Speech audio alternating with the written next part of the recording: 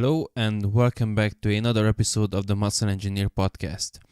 I am your host, Sotakan Ray, and this is episode 7 of the podcast, in which I'm about to be joined by Mr. Eric Trexler to discuss his work related to the fat-free mass index and some of the misconception around it. During our conversation, we go into the origins of the index itself and some of the issues with the original paper, the results of Eric's paper and what they mean for establishing a natural muscular potential. And we also have a very practical discussion on using the FFMI to determine how you should approach your muscle gaining period and bulking. So I think you're going to find a lot of value in this. I really hope you will enjoy it, and if you're listening to when this episode originally comes out, which is right around Christmas, I hope everyone has a very Merry Christmas and a happy end of the year, and I hope you will use all that delicious food you eat to fuel your training and reach your own muscular potential.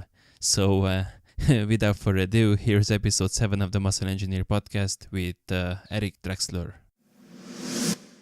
Eric Trexler, welcome to the podcast. Thank you for having me. How are you doing today? I'm great, and I'm really looking forward to chat with you. Yeah, me too, for sure. To kick things off, could you please tell us a bit about what is it that you're up to right now these days with your research, and what is it that got you interested in doing that fat-free mass index study that you've recently published? Yeah, definitely. So starting out in college, I always wanted to do physical therapy, and then I got involved with a little bit of research during my undergrad degree at Ohio State, and through that I kind of realized that I wanted to stay in the exercise science field. And I came down to UNC Chapel Hill, which is in North Carolina, and I've been at UNC for the last 5 years working on the research that we do. We're a very active lab group, so we do a great deal of research. Most of it involves either dietary supplements or body composition. They're kind of two things that really interest me with research, and it probably comes from my background.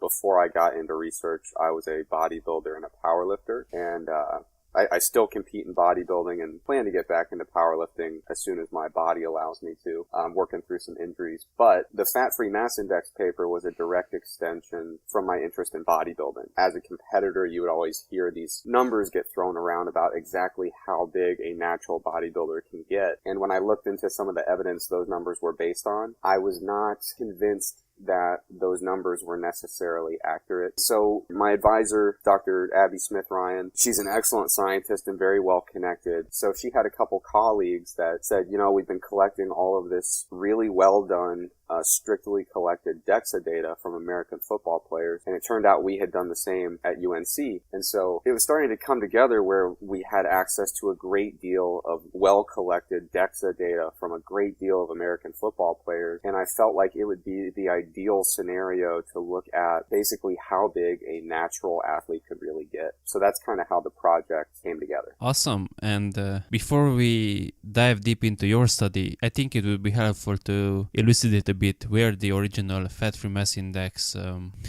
limit came from, and maybe the potential issues with it that you also mentioned that they seem a bit suspect. So could you please dive in a bit on the details around that Kouri study? Yeah, so the first time I ever saw fat-free mass index in research literature was actually completely on the other end of the spectrum. The first time I've seen it in the literature had nothing to do with how muscular you could get. They were trying to use it to determine if people were actually malnourished. So they were looking at, is there a value that's so low that we could use that to determine when we should be concerned about somebody's malnutrition. So that was in the early 1990s. And then around the mid-90s, a research group, the first author's name is Kouri, they published a paper in 1995. They were interested in looking at the other side of that spectrum, basically how much lean mass could a natural athlete put on if they were trying to maximize their muscle mass. And I don't want to come off as being overly critical. I think Kouri and the other authors had a very interesting concept and did a very good job on the paper itself. And basically from their paper, they determined that 25 as a fat-free mass index value would be the upper limit for a drug-free athlete. And so basically what they're doing is taking the fat-free mass divided by height squared. So it's basically basically like BMI, but you're removing body fat from the numerator of that equation. So my issue with Kouri and that entire paper is not the research question, not necessarily the way they addressed it. The biggest issue to me is that when you look through the paper, I don't believe they accessed a population or a sample from a population that truly represents the upper limit of human potential. And what I mean by that is, first of all, their sample had 74 natural athletes and 83 athletes with a history of steroid use. And I don't think that the sample is quite big enough to make sweeping generalizations. The other issues that come up with the sample they used is that it was a fairly lean sample. The average body fat percentage was, I think, about 12.5%. And what we see is that people with higher body fat levels are more likely to be pushing the natural limits of fat-free mass accretion. If you look back at a couple old papers in sumo wrestlers obviously carry a tremendous amount of body fat, but they also have fat-free mass index values going well into the mid-30s. The other issue is the inclusion criteria for who they sampled, and to me that's the most problematic part. They basically went to gyms in, I believe, the Los Angeles and Boston areas to sample people who had been lifting for at least 2 years. And I know for certain that after I had been lifting for 2 years, I was nowhere near my genetic potential, and I think that goes for most lifters. So to me, that's probably the most problematic part, is that, think about your buddy who's been lifting weights for 2 years but isn't really certain what they're doing. That was the inclusion criteria at a minimum. And in the methods, they say the sample contain some high-level strength and physique athletes. They don't necessarily phrase it that way, but they indicate that there are some really legit lifters in the sample, but it's written in such a vague way, it's difficult to tell how many there were and what that really means. Yeah, I think if you try to tackle the issue of human potential in general, you would be looking at a sample of course ideally, but you would be looking at a sample of millions of people, or at least hundreds of thousands of people. And we're talking about a sample of under 100, so yeah, that's a bit difficult or kind of brave move to extrapolate. There's a lot to unpack there. I think we should focus on your paper first, and if in case anyone is interested in the Kouri paper in a very deep manner, Greg Nuckols has a fantastic breakdown, very thorough, and I will link that so everyone can read it and get up to speed with the fine details. So yeah, and by the way, Greg, I know the article you're referring to. It's very well done, and I don't know if you know this, but Greg actually joined our lab group this year. He told me. It's really nice. So he's been excellent in the lab, and I would highly recommend the article that he wrote. I hear he teaches, what is it that he told me he teaches? Dance or yoga or something like that, something weird. I was just shocked. Yeah, I think he has, at least one yoga class. He might be teaching weight training as well, but he's definitely got a yoga mixed in there. Yeah, that must be funny. Anyway, I was actually very curious to know how you recruited the participants, but from what you told me there, it seems that you already had the data and you just had to interpret it. Is that correct? Yeah, it was one of those things where some universities are very proactive about monitoring body composition in their athletes, and it's a very difficult partnership to achieve, but a lot of sports science programs like my own try to form positive relationships with the different sports teams. And, it still has to be voluntary for the athletes and voluntary for both parties to enter that agreement. But in an ideal scenario, we like to think of an athletic system in which we can provide scientific support for the coaching staff and the athletes. So in our laboratory, we do body composition monitoring for several sports, football being one of them. And through some colleagues that we've worked with in the past, it became very clear that we had all been collecting DEXA data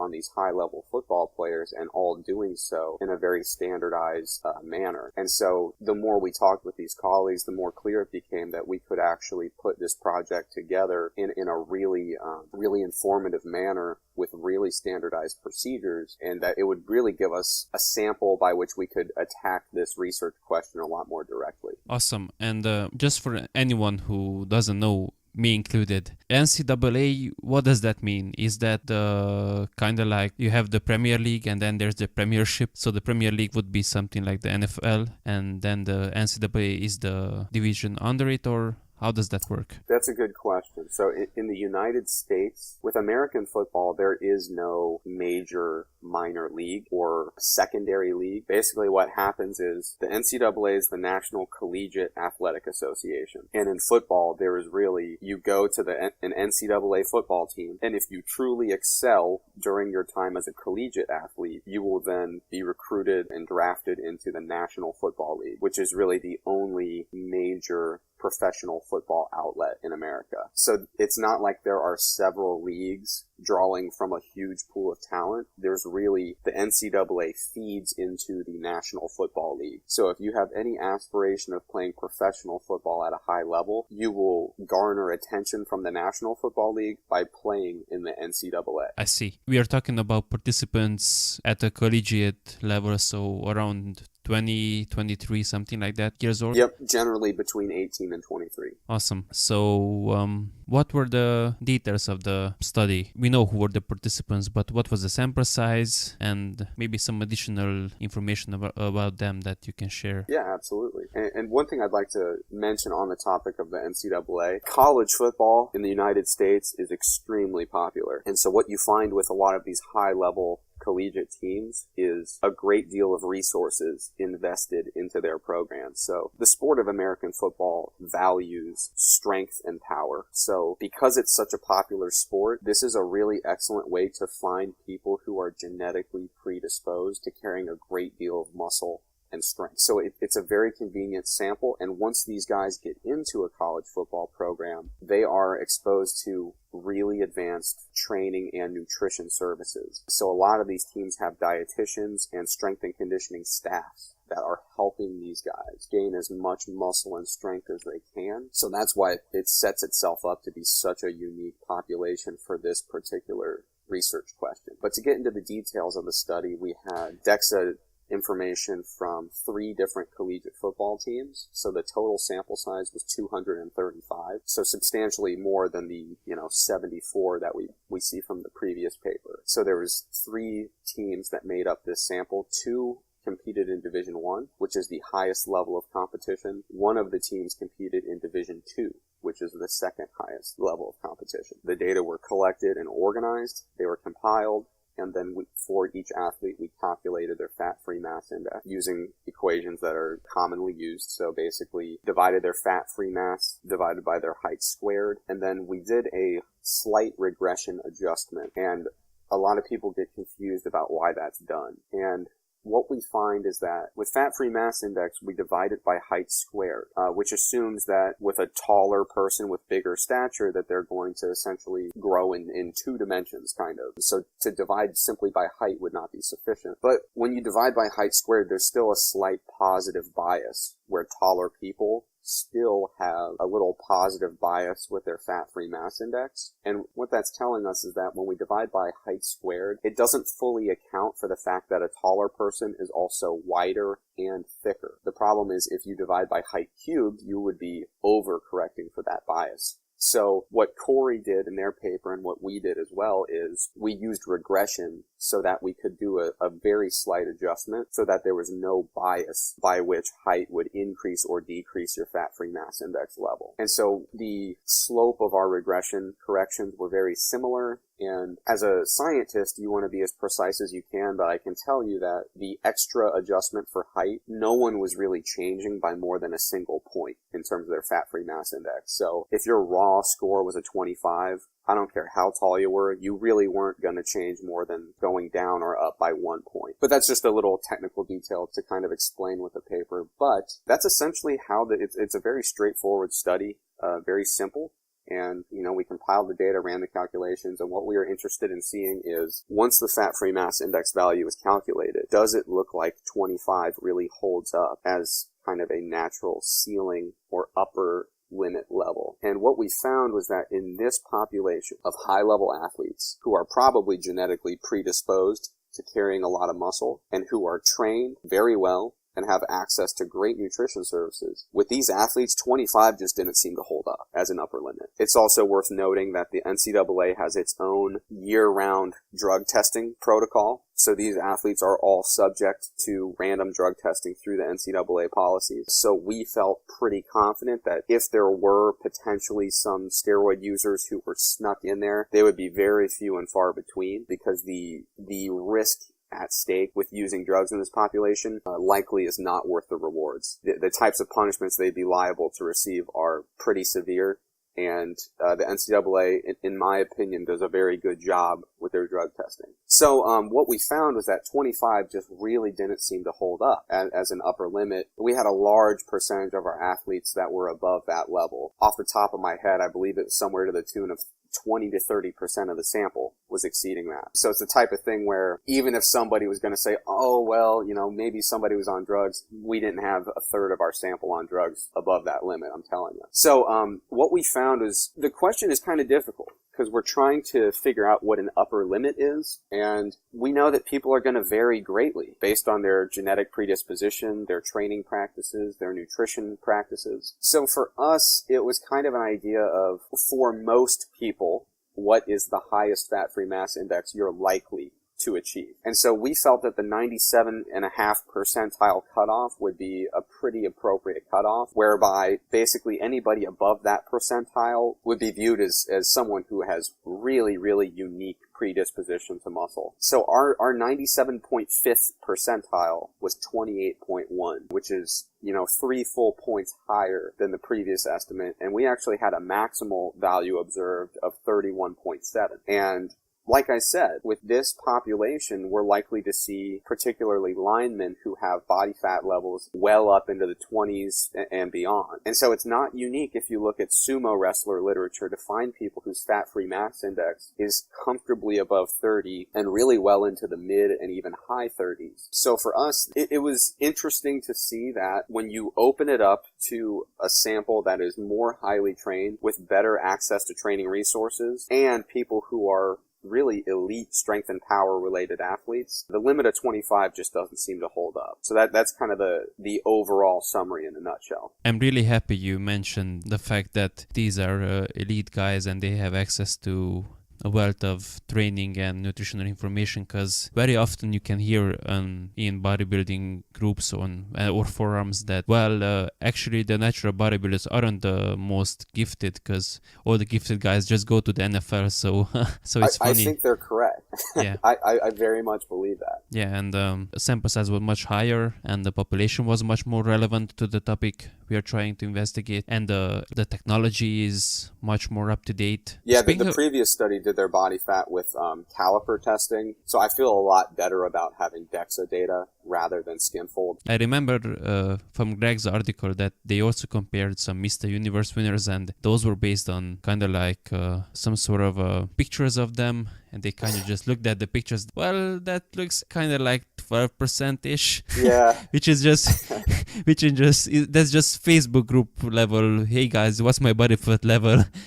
Yeah. Kind of analysis. I feel like I kind of purposely omitted that part of the paper, not to hide it, but if you're going to tell me in the peer-reviewed literature that you guessed their body fat, it's not data that I want to spend a lot of time on, if that makes sense. I understand it's a unique approach they took because they're trying to look at high-level athletes basically in the pre-steroid era. So I understand why they did it, but it's very difficult for me to get over the idea of publishing visual guesses of body fat. Sure. Although even the steroids ones is a controversy, because I remember posting on Instagram about it a while back, and a friend of mine commented that, testosterone wasn't actually invented, that it was invented in the 20-something or in 30s, and actually those guys could have been already on testosterone. Who knows? Yeah, I think what they're getting at is kind of that time frame before it was so readily accessible, before mass production had really kicked in and it was kind of getting passed around like crazy, because you can do the same kind of thing with growth hormone. It's always been around, but until I think that I believe it's the 80s is when we actually started making recombinant growth hormone. And before that, you had to basically get it from cadavers. So with that kind of premise, it's like, the growth hormone, you kind of always could have got it, but really not. So I think that's the approach they took, but absolutely a well-connected person probably could have got it earlier. Yeah, and I like that you mentioned right from the get-go that these guys were drug tested, because of course that doesn't mean they were drug-free, but they were drug tested, and And I personally just find it sort of a nihilistic view to just assume that, well, everyone is lying. You see the same stuff in natural bodybuilding, and Do you mind if I share a little story about that? Yeah, please. So, I've talked with Greg Nuckols a lot about this, and we've come to the conclusion that the more you deal with elite athletes, the slower you are to accuse people of steroid use. I was down in Atlanta working with, they were athletes who had finished their collegiate football career and were about to enter the National Football League. Extremely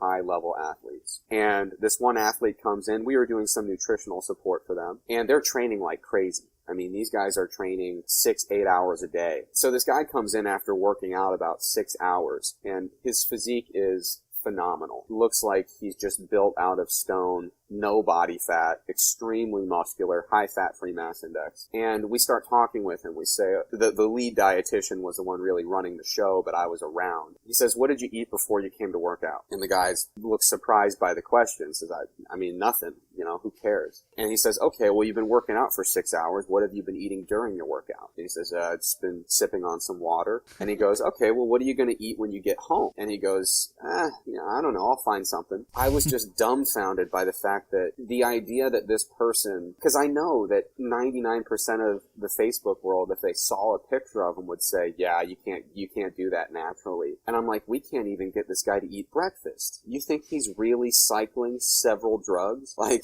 we can't get him to have a sandwich. So what's really amazing is when you interact with these people that are, the only way to describe them is genetic anomalies, but they're not on drugs. They're just really, really good. And it's like, even without trying, they're going to be phenomenal, and if they do try, they're going to be unbelievable. That's usually one of my issues with the whole, hard work beats talent when talent doesn't work hard. Yeah, well, if talent starts working, you're fucked anyway, so...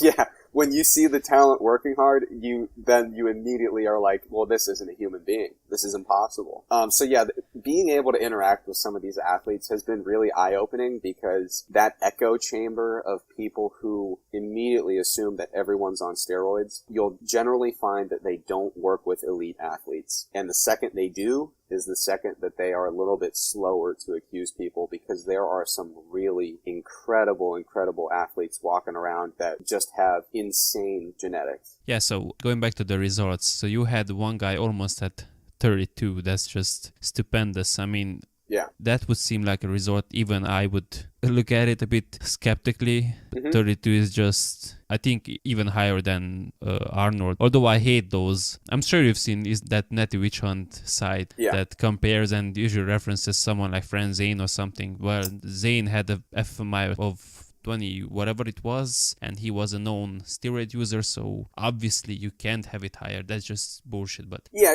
it's poor logic in terms of just the face value of the argument. It's not good logic. The other thing I would mention is that the individual that was pushing 32 was a defensive lineman, and a defensive lineman, it's not atypical to see them well into above 20, even 30% body fat, walking around at well over 300 pounds. So in that sense, we are almost talking about a sumo wrestler. You know what I mean? And so these sumo wrestlers, there's several documented instances of them reaching the mid to high 30s. So at first, yeah, you see a value like 31.7, you go, oh my God, Arnold wasn't even that. Well, Arnold was never 35% body fat, If Arnold was walking around at 35% body fat, pushing 400 pounds, yeah, he'd probably be up there. Yeah, so I can't miss the opportunity to ask you, because it really just fits in so nicely. I'm sure you've seen these speculations, because I can't really call them anything else, that especially in the bodybuilding sphere, that, you shouldn't really go over 15% body fat if your goal is to build muscle, because then your insulin sensitivity goes to shit and you will only start putting on body fat and basically almost no muscle. And this idea just kept bugging me, because I was aware of the sumo wrestler data you mentioned, that they have a stupid high muscle mass basically. Yes, of course they are also fat, but that would just kind of negate this whole idea that you can't put on muscle. I mean, my personal idea at this point is that you can put on probably almost identical, if not very similar amounts of muscle. It's just that you also put on body fat, and because you are at a higher body fat level, you just kind of look a bit worse. And obviously, if you are sedentary or something, then your health is going to degrade. But as long as you are active and lifting weights, because I wouldn't assume anyone wants to put on maximum amount of muscle without lifting weights. So as long as you have your health overall in check, I don't really see how you couldn't be able to put on muscle even at 20% body fat or something like that. And certainly it would seem that these guys are proof arguing in favor of that concept. Yeah, I think you raise a really good point. I don't believe that there's a level at which your body fat is too high so that it impedes your ability to gain muscle. I think that's an instance, and we see this a lot in our area, where you take a molecular concept like this, well, insulin sensitivity would be favorable, and you really start extrapolating it to various scenarios. I can't imagine that at a high enough body fat that all of a sudden your insulin resistance will be such that you can't gain muscle anymore. I don't see a lot of plausibility for that. One of the reasons that I'm interested in these types of approximations for fat-free mass index comes very close to what you're getting at, and that is this. So I'm a professional natural bodybuilder, and I tend to be the type of competitor that I don't come in looking huge, but I lose all my fat. And so I compete based on conditioning and symmetry. So for me, it makes sense for me to bulk pretty hard in the off season because I don't believe I'm anywhere near my genetic limit. But the question for me was, using some of these approximations of basically genetic ceiling levels of lean mass, who actually benefits from bulking? And are there athletes out there who are so close to their genetic limit that bulking is basically just not worth it?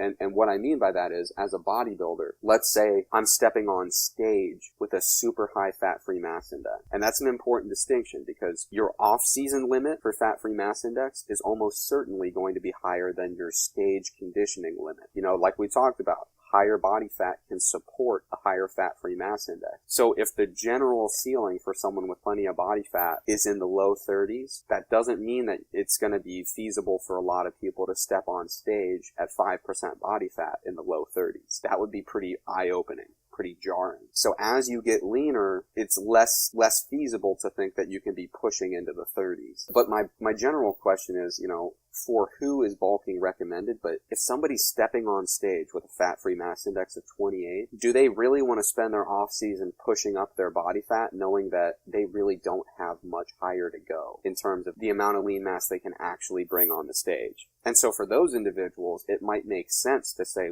there's no reason to get above 15% body fat anymore because you're pretty close to what you're going to get in terms of lean mass. So if you want to really go out and compete well next season, keep all the lean mass you got, but get really, really shredded. And so I think that's one of the utilities of finding these kind of upper limits is we can start to figure out for some athletes, if it's better for them to purely focus on symmetry and conditioning because they're basically topped out from a muscle perspective versus people in my situation who conditioning is never a problem, but I need all the lean mass I can get. So I don't think that there's a one-size-fits-all recommendation when it comes to how much fat is acceptable in the off-season, because if you're someone who's in my shoes who, at the amateur level, I did great. If you have any muscle and can get really shredded, you're going to do well in natural bodybuilding at the amateur level. But I stepped on the pro stage this summer and it's a different ball game. I need the mass. So I'm not going to be sitting here weighing my spinach when I'm, 3 years out from my next pro show because I need to put on all the muscle I can. If I get up to 18% body fat in the off season, what do I care?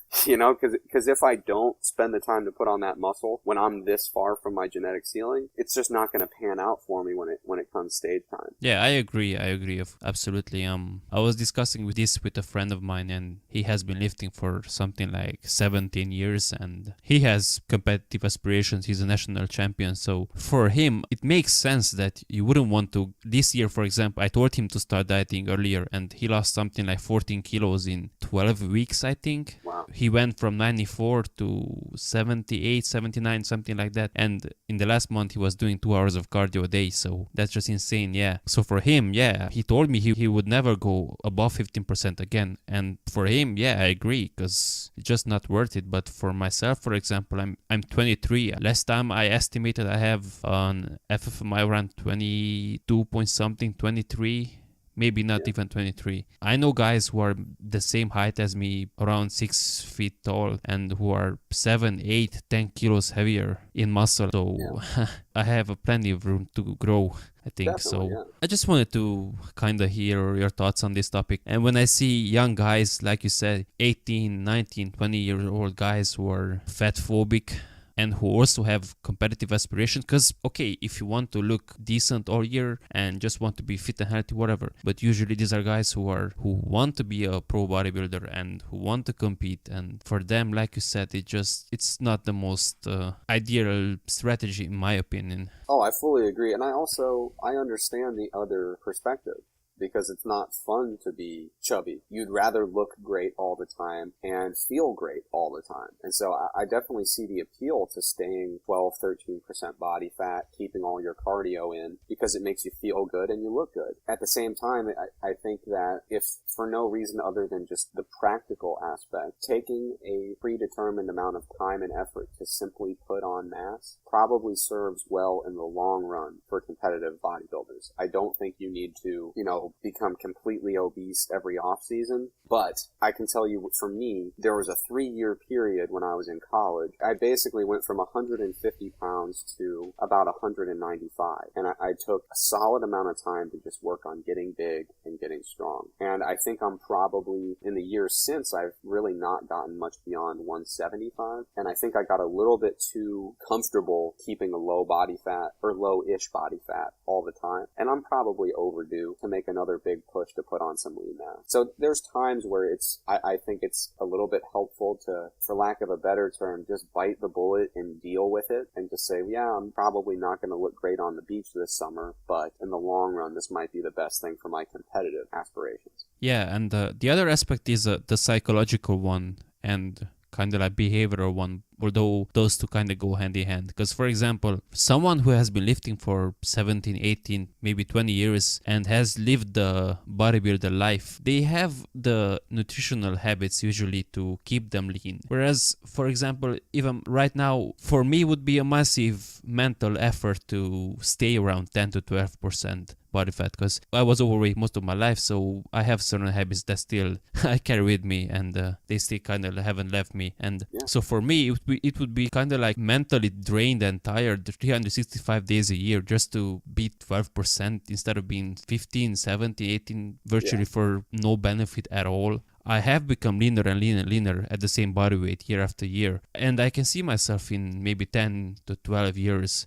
being able to hold 12% body fat comfortably and not be a big issue, but that just has to be earned, in my opinion, and it's not worth having a continual eating disorder just to have abs. Oh yeah, I actually was talking about this last night, because people know I compete in bodybuilding, and someone asked me about what my caloric intake per day is, under the assumption that 365 days a year from now until the day I die, I'm going to be weighing my broccoli and my spinach. And I was like, it's just not really how it works for me. At my stage, I very generally try to monitor my caloric intake in the sense that if I had extra carbs for breakfast, maybe I go a little lighter at dinner. But very, very broad, we're talking about making changes over years, not days. Now, during prep, yeah, you have to be meticulous. But like you said, it's so much sacrifice for so little reward to try to maintain about 4% body fat lower than you're comfortable at. So I'm with you. In the off season, maybe I look best in the off season at 12%, but my body really likes being at 15. I'm probably going to hang out at 15 for most of the time, because the psychological benefit of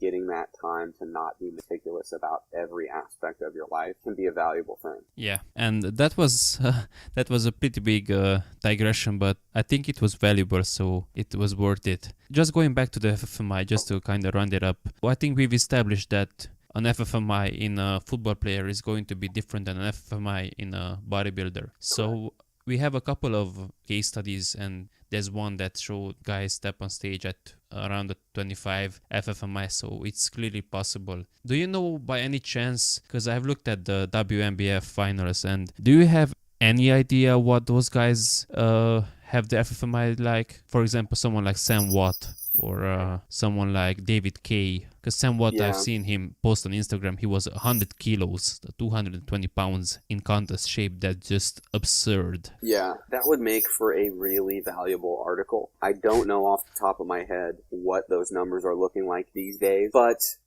based on what I've seen working with some athletes and talking to people, I talked to Lane Norton about this, Will Grazioni, Peter Fitchin. I think we all were kind of, I don't want to speak for anybody but myself, but what I drew from those conversations is just kind of getting down to brass tacks. What is the limit for a stage conditioned bodybuilder? I wouldn't be shocked if there are people out there who can get on a bodybuilding stage at 26, 27, 28. Above 28, I'd have to see it to believe it. But the more I work with these absolute genetic anomalies, the less likely I am to just immediately assume steroids. But for these natural guys, the thing that really drove me crazy was we have off-season bodybuilders that people are saying if you're above 25, you're clearly not natural. And that's just, it's becoming a very untenable hypothesis. I wouldn't be shocked to see a natural bodybuilder pushing 30 in the off-season. So I think the important factor is that your off-season fat-free mass index is going to be different than your stage conditioned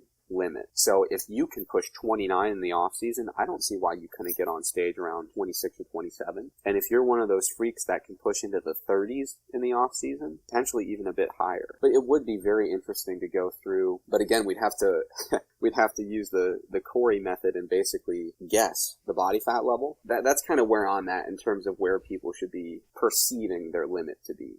And that's keeping in mind that most people will not achieve that. Most people, kind of by definition, are pretty average. So that's kind of how averages work, is that most people are pretty average. So just because we set this limit doesn't mean if your stage-ready fat-free mass index is 22, that you're not pushing hard enough in the gym or you're not eating right. We have to keep in mind these are ceiling levels, not averages. Yeah, definitely. And the other aspect of bodybuilding is genetics, shape, and structure that's so variable and influences things so much. You see a guy at 165 pounds and he just looks aesthetically so pleasing, and that's the funny thing about FFMI. Most people they engage in this virtual dick measuring contest, kind of just look at others and, oh, what is his height, what is his weight, oh, he can't be natural. And essentially all they are saying is, oh, I don't look like that, and I don't think I will ever look like that. So essentially what they care about is how they look, and for that really FFMI is kind of useless. Yeah, I agree. There's a couple guys that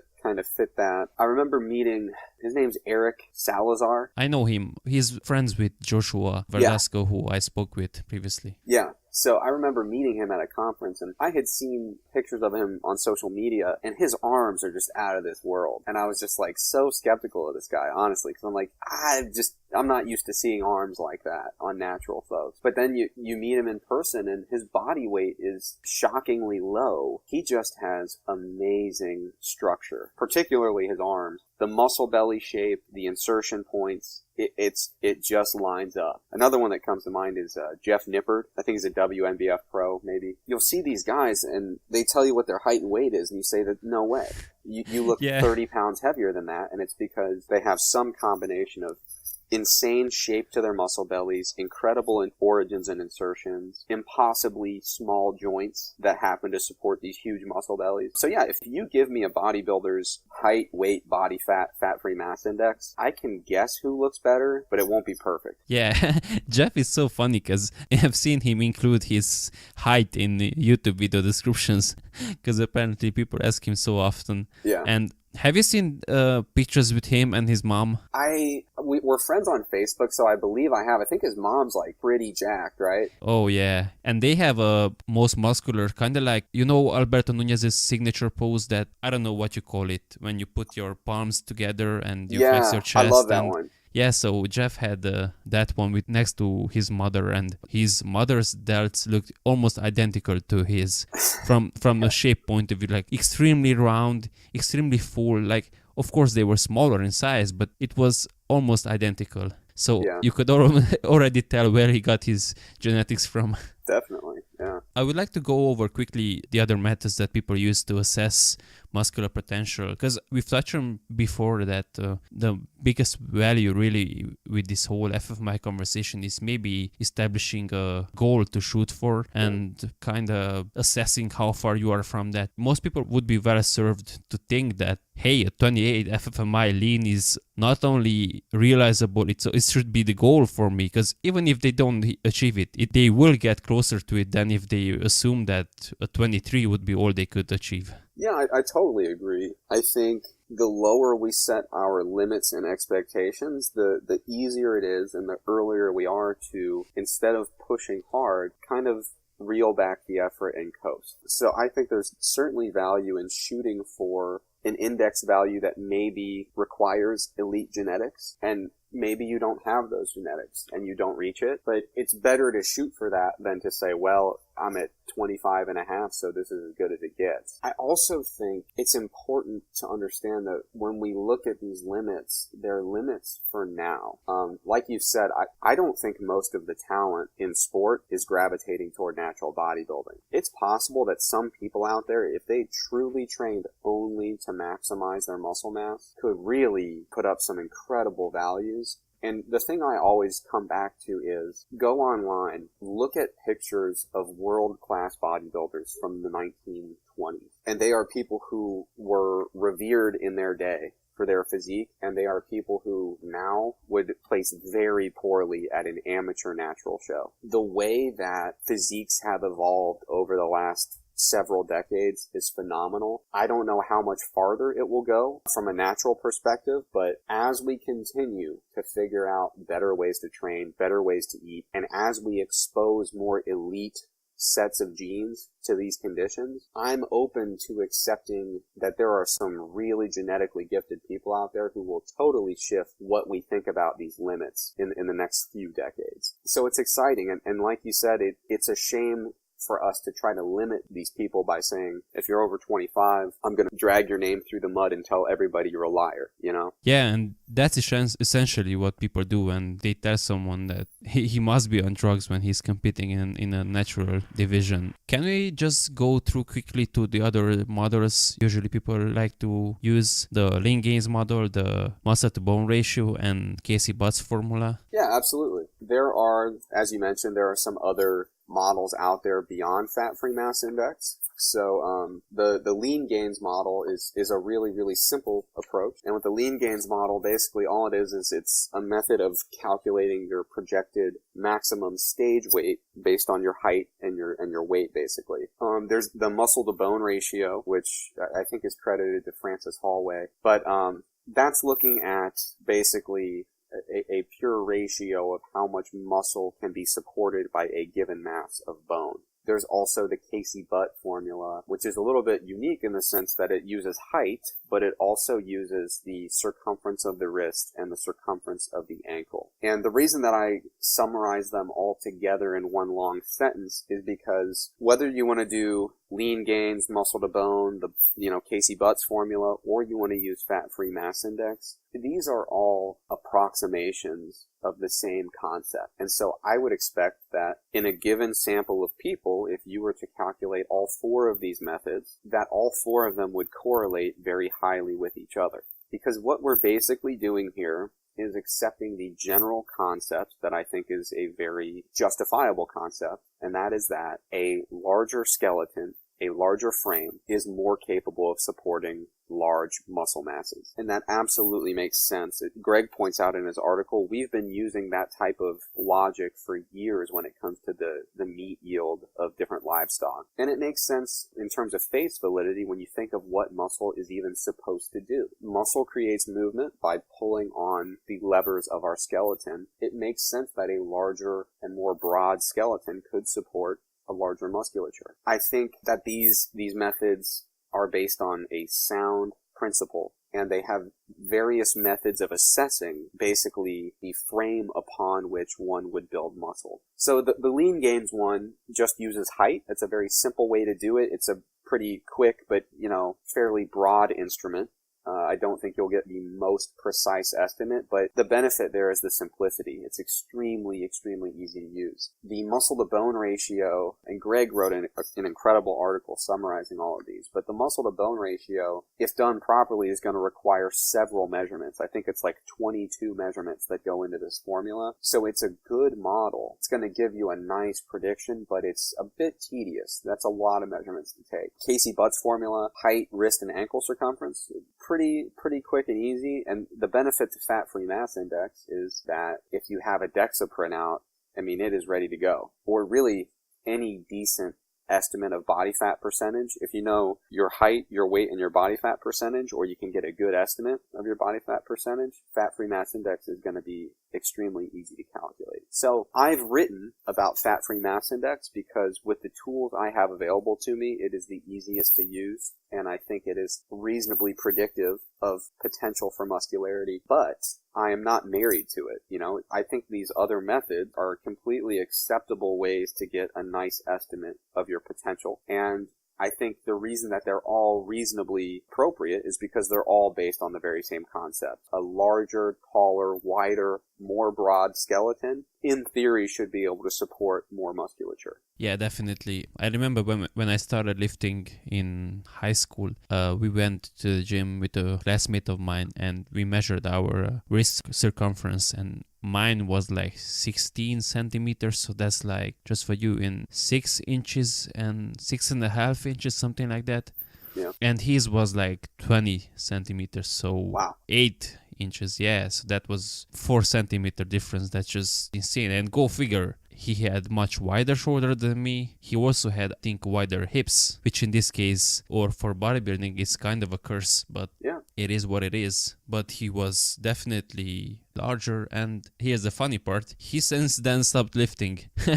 So this just goes to show you that no matter how gifted you might be, if you don't put in the work, it really doesn't matter. So all these tools are great if you want to see just for fun what you could achieve or what you could hope to achieve, but it still requires decades of work. So if you're not willing to put in that work, it really doesn't matter. Yeah, and you bring up a good point. When it comes to the visual appearance of a physique, that's where it gets more about proportions than just the general potential. And, you know, you'll find these people that are 1 in a million that have these super broad shoulders, super narrow hips, are able to put on muscle, but also have narrow joints, and they're going to look 30 pounds heavier than they are, you know? So even if your wrist measurement isn't ideal, you could still have proportions that are very favorable. Yeah, if in case anyone wants to see someone who looks like that, just go Google Chris Bumstead. I'm not familiar with him. I'll have to look. He was the runner-up at the Classic Physique Olympia. Look him up. Cool. He's like 22 years old, Canadian, and he's just absurd looking.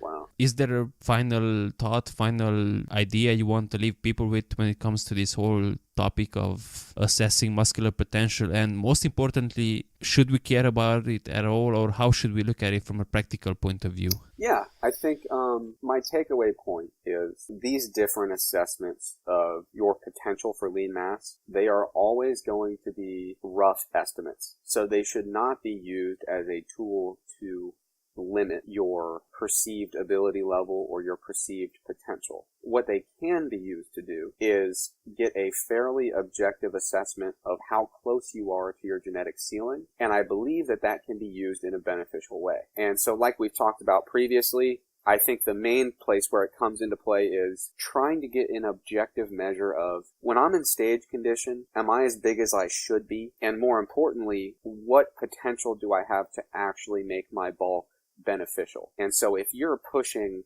what we believe to be limits of fat-free mass index, and you've been training your butt off for years, and you haven't been putting on a ton of lean mass lately, you can use all those inputs of data to triangulate and to come to the conclusion that you just might be pushing your ceiling level. And if you're in that scenario, you would probably stay leaner in the off season and really focus on symmetry, conditioning, bringing up weak points, other things than, well, I guess I'll just bulk to, 30% body fat and see if it helps. On the flip side, if you are consistently gaining lean mass every time you compete, and you're finding that your fat-free mass index is significantly below what we would expect as a limit, that's probably good information to indicate that you still have plenty of bulking capacity, and it might be beneficial for you to really focus in on gaining some lean mass. So, in general, do I think we have completely nailed a single value that represents the genetic limit for everybody?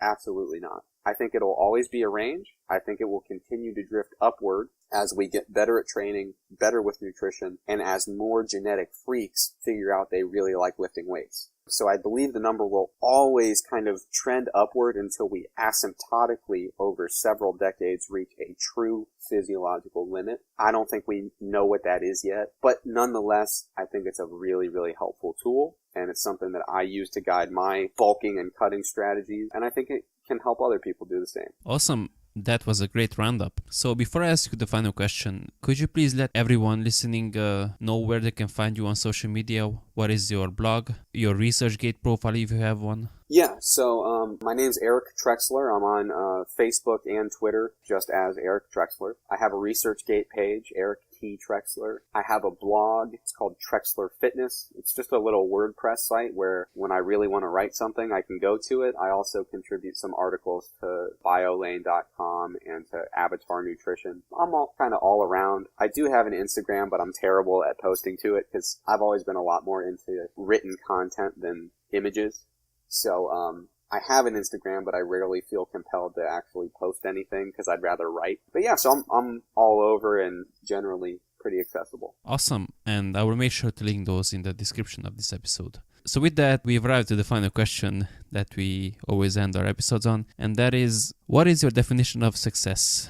My definition of success would be with whatever endeavor you're in, to be perfectly content but still motivated. You know what I mean? So really satisfied with where you're at but still hungry to do more. That's maybe the definition and probably the path to success, is being able to feel good about where you're at and what you've done, but to still have that passion and that motivation to keep pushing it. Awesome. And with that, I would like to thank you for giving up your time today to sit down and talk with me. It was a pleasure and I highly enjoyed it. I enjoyed it too. Thank you for having me on. My pleasure, and I hope we will be able to talk sometime in the future. Definitely. Then have a great day and take care. All right, you too. And that was episode 7 of the Muscle Engineer podcast with Eric Trexler. I really hope you liked this episode and you found something valuable that you can implement in your own life and training. If you've liked this episode, make sure to check out Eric's social media accounts and his research papers and the 2 excellent articles that Greg Nuckols has written on the topic of the FFMI and finding your own muscular potential. And just to reiterate 2 main points that I think were particularly important. One is to never underestimate your own potential, because you might be artificially setting the cap for what you could achieve. The second important thing to take away is to not get bogged down on a particular body fat percentage point when it comes to assessing your own off-season or muscle gaining period.